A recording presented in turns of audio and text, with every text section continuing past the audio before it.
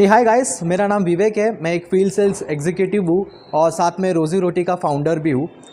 जैसे कि पिछले वीडियो में अपन ने देखे थे कि दिन में 5 ऑनबोर्डिंग किस तरह से इजीली कर सकते हो आप फ्लिपकार्ट में, बट वो सेल्स पिच कवर नहीं हो पाया था, राइट। तो सेल्स किस तरह से करना है, आपको क्या पिच करना है, कस्टमर को क्या बात करना है, मर्चेंट से क्या बात करना है, वो सारा चीज़ मैं इस वीडियो में कवर करने की कोशिश करूँगा।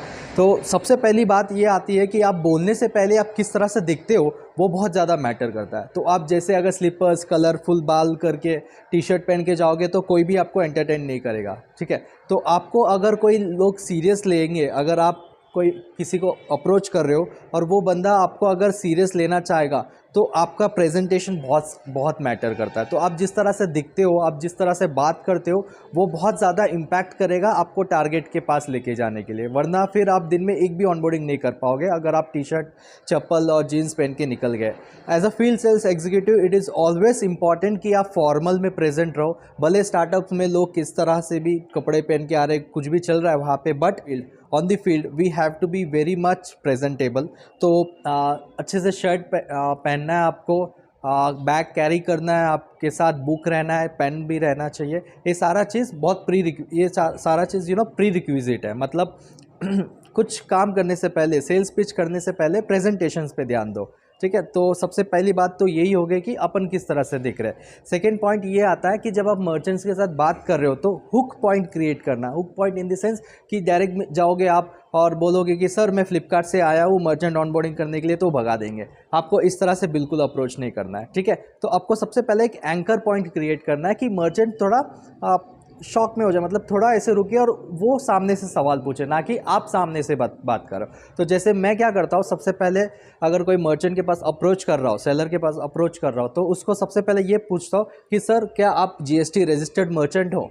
तो वो अगर उसके पास जीएसटी रहेगा तो it will be very proudly, उसको अच्छा लगता है कि हाँ भाई मैं जीएसटी रजिस्टर्ड मर्चेंट हूँ, तो वो बोलता है हाँ मेरे पास जीएसटी है।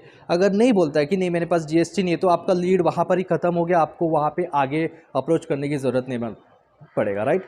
तो अगर आप 20-30 मर्चेंट्स को भी विजिट करोगे ना, आप थकोगे नहीं उसके अंदर, क्योंकि आपका सिर्फ पहले स्टेटमेंट, ओपन स्टेटमेंट यही रहेगा कि सर क्या आपका शॉप जीएसटी रजिस्टर्ड है।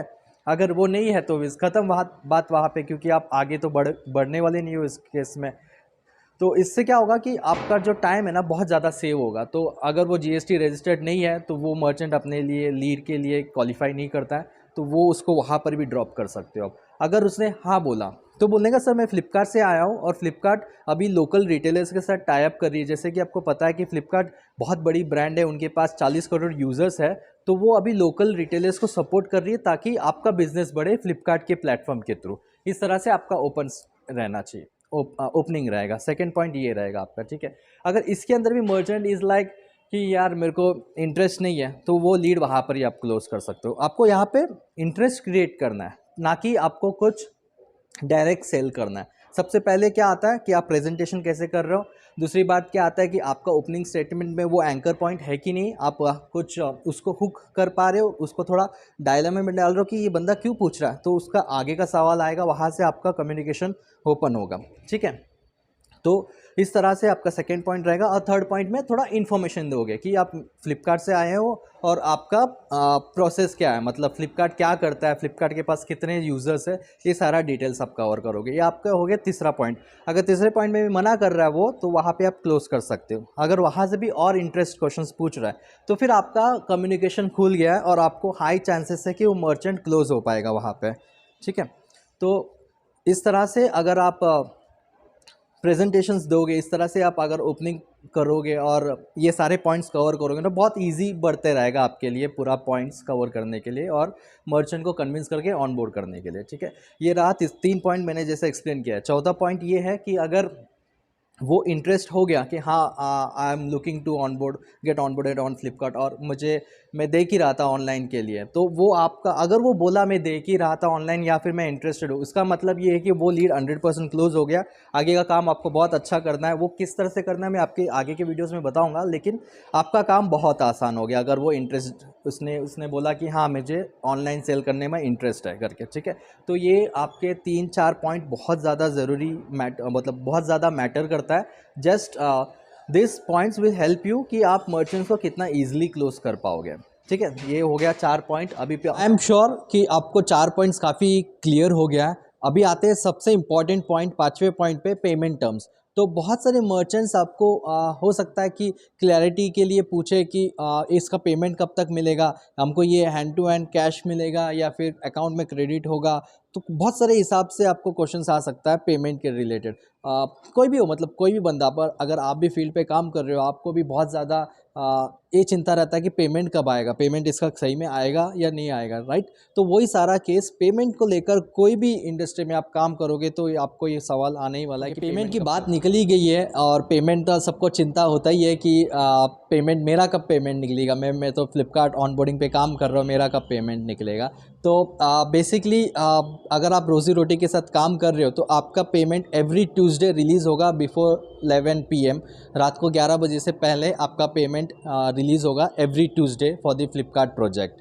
ठीक है, तो let's get back to uh payment terms for the Flipkart. इस चीज़ के अंदर जब आप फ्लिपकार्ट प्रोजेक्ट पे काम कर रहे हो तो आपको पेमेंट टर्म्स के लिए एग्जैक्टली डेट नहीं बताना। मैं तो ये रिकमेंड करूँगा आपको कि आप बताओ मत कि प्रोडक्ट डिलीवर होने के बाद 7 दिन में मिलेगा, 10 दिन में मिलेगा। हो सकता है कुछ कॉम्प्लिकेशंस हो जाए उसके पीछे, हो सकता है कि प्रोडक्ट रिटर्न आए और उसको पेमेंट मिला नहीं, तो बहुत सारी चीज़ें उसके अंदर हो सकता है। देखो, फ्लिपकार्ट तो बड़ी ब्रांड है, पेमेंट तो क्लियर करेगा, लेकिन we are not in the position to say कि पेमेंट कब क्लियर होगा। तो आपको सबसे सिंपल टर्म्स यही यूज़ करना है, सर ऑनलाइन बिजनेस क्रेडिट पे चलता है, बस वहाँ पे आपको क्लोज करना है। अगर वो पूछता है कि पेमेंट कब तक मिलेगा, सर क्रेडिट पे चलता है ऑनलाइन, अगर वो इंटरेस्टेड नहीं है तो वहाँ पे परसेंटेज रेशो ना कुछ तो 5 से 10% लोग ड्रॉप हो जाता है। अगर दिन में आपने मान लो 10 लोगों को अप्रोच किए, 5 क्लोज हो गए, हो सकता है आपका 6th क्लोज हो सकता था, लेकिन वो पेमेंट टर्म्स की वजह से बैकआउट हुआ है। तो वो भी चीज़ कंसिडर होता है यहाँ पे। तो आपको ये पेमेंट टर्म्स का यही बताना है, सर ये बिज़नेस क्रेडिट पे चलता है, और अगर आप क्रेडिट देने के लिए रेडी हो तो आप प्रोडक्ट्स ऑनलाइन सेल कर सकते हो। तो इस हिसाब से आपको क्लोजर करना है। मैं रिकमेंड करूँगा आपको टाइम या डेट ना बताएं, आप सिर्फ इतना बोले कि सर ये क्रेडिट पे चलता है business, that is our responsibility. अपने को इन्फॉर्म करना है कि ये पूरा बिजनेस क्रेडिट पे चलता है।